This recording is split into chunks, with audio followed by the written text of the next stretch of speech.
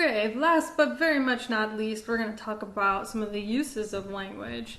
And specifically, we're going to focus on cursing. So this is just kind of a fun section at the end to talk about things that we do with language that aren't normally covered in textbooks.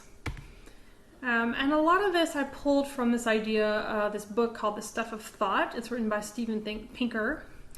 And the question in his book is really, why do we have language? So why language, why us, why humans?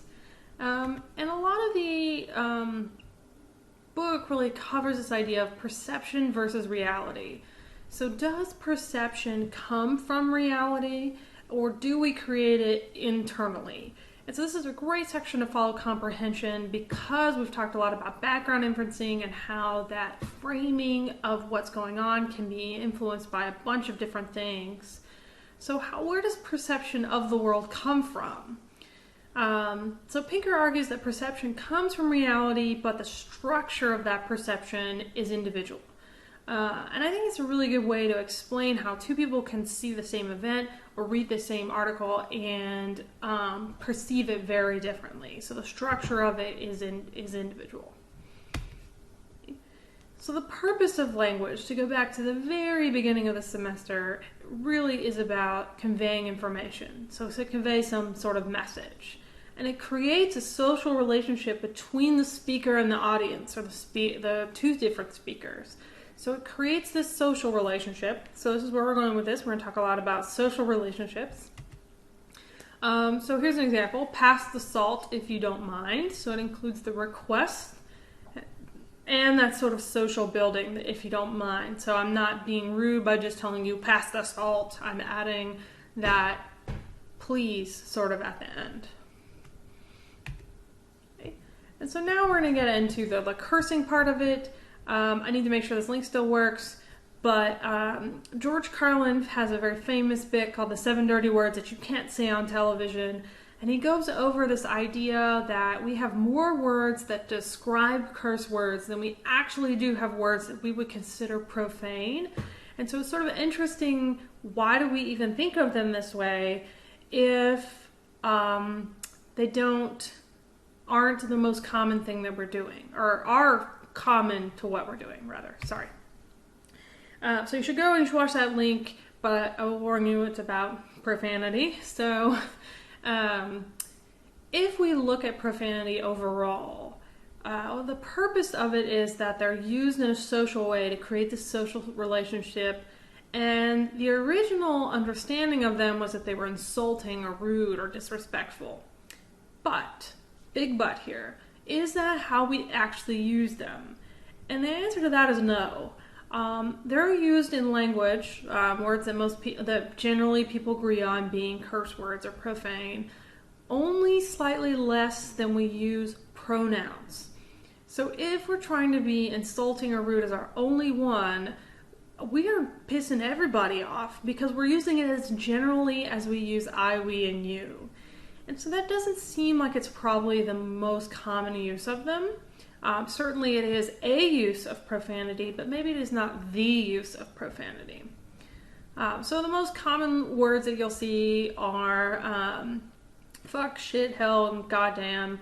And that research is a little old, but I imagine that most of these still hold. Or variations on a theme. So use in public, 72% of men use curse words in public, 58% of women tend to use curse words in public. Men tend to say more profane words than women, but they're used in very different styles.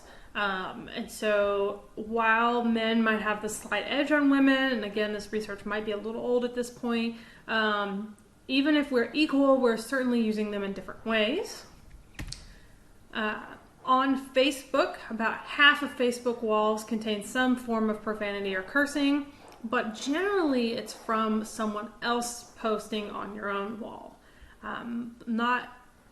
It tended not to be from your own posts. Although this would be interesting to look at now, since there are less people posting on Facebook and more people linking. So we're more likely to share now than we are to post our own thoughts and comments. So now it would be in the comments sections of different different posts that you have on Facebook. So a couple different types of curses. So we've got the supernatural, bodily functions, disease and death, sexuality, and ethnic slurs. Oh, I thought I had the descriptions of them. Sorry. So supernatural, you're a god. Different types of slurs. Your bodily function slurs, I don't think that's very difficult to understand. Disease and death related ones.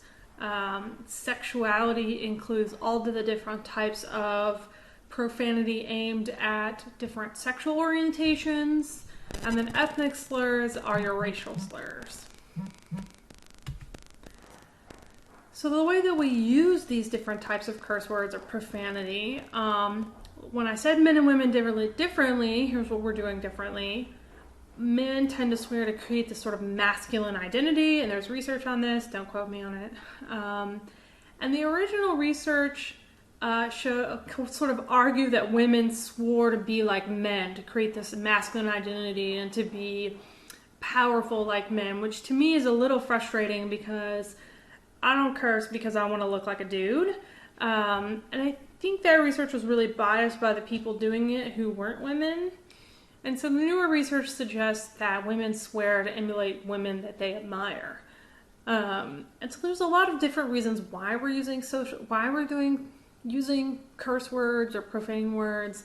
And this is just kind of a general overall gloss on how men and women are using it differently. Some different things that we can do with it. We can create group identity. We can establish membership within a group. You'll see this especially with the differences in ethnic slurs or racial slurs, where one group's allowed to use it but other groups are not. We're creating connection with others, so that social roles kind of thing. Actually trust and intimacy. We can do it to camouflage fear and out of habit. Guilty. Okay. Some different things we do with it. Dysphomistic cursing is where we're sort of trying to create a provocative stance. So when you say, I got fucked on my taxes, which is like every year, you're sort of making people think about that provocatively. So it adds this extra emphasis. It's not about emphasis, but it's about that sort of unexpected sort of whoa in the sentence. Abusive profanity is the insulting or degrading kind. So ethnic slurs and sexuality slurs can go here, where we're degrading people, making them lower than us. Idiomatic cursing is where we're sort of expressing emotion informally. We're trying to arouse interest. It's less provocative than the other one we talked about it. Adding emphasis. Can't talk. So many videos. So we're adding emphasis to our statement. And so a lot of these overlap. It just kind of depends on how you and where you place the word. Cathartic cursing is actually really good for you, so it's used to show a negative emotion. So like when you stub your toe, or for me, it's when I run into something, so it happens all the time. And what they find is that what you see is the amygdala, which controls emotions, activates at the same time when people do that. And so it seems to be coming from the same area of the brain that's dealing with emotion, so it's tied to emotion. So some other interesting things. So languages have this sort of hierarchy of curses. And that's usually due to attitudes in the society. And they tend to change hierarchy as society changes. It doesn't actually have anything to do with what the words mean. And generally, ethnic slurs are always at the top of the list because you don't want to appear racist. And so anytime people use slurs that they're not allowed to use for their group, that tends to be the number one bad thing to do. Interestingly, women don't tend to use female sexual anatomy words, and this is not, they never do, but they don't tend to use the slurs related to female sex organs.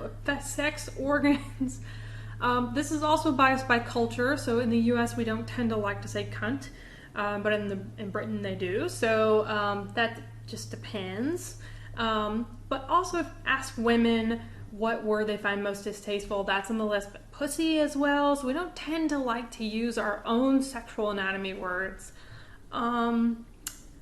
Because we sort of infer that they're sexist, because they're often used towards men to imply that men are somehow inferior, which then says, what are you saying about me? They are uncomfortable due to society's sort of roles with them. But bitch, we're all fine with. Unless you're British, then it's the other way around. But so it just sort of depends on like how culture has shaped these words. But in general, women don't tend to use female sexual anatomy words. We are judged, I can say we, I guess because I fit in that group, more harshly when we curse versus men. So for some reason, it's still more appropriate for men to swear. I think that's probably slowly changing, at least in the U.S. But for some, women tend to be judged more harshly. And there's still this subtle undertones that swearing is a lower SES thing. So something that only poor people do.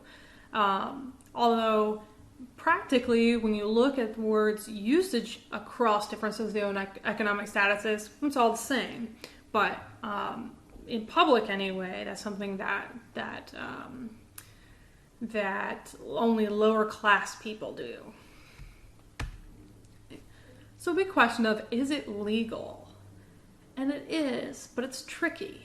So in general, the First Amendment does cover you, except, and these are the sort of caveats to the First Amendment. In general, you can't incite violence.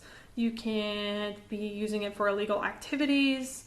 So there's libel and defamation, threats, false advertising, and creating a hostile environment. So say the most common two that'll get you in trouble is inciting violence and hostile work environments. So how does cursing affect the brain? And you guys know I can't spell or pronounce to save my life, but coprolalia would be my best guess. It's a medical term for uncontrollable swearing. It's part of Tourette's. It can be seen separately from Tourette's, but most commonly seen together.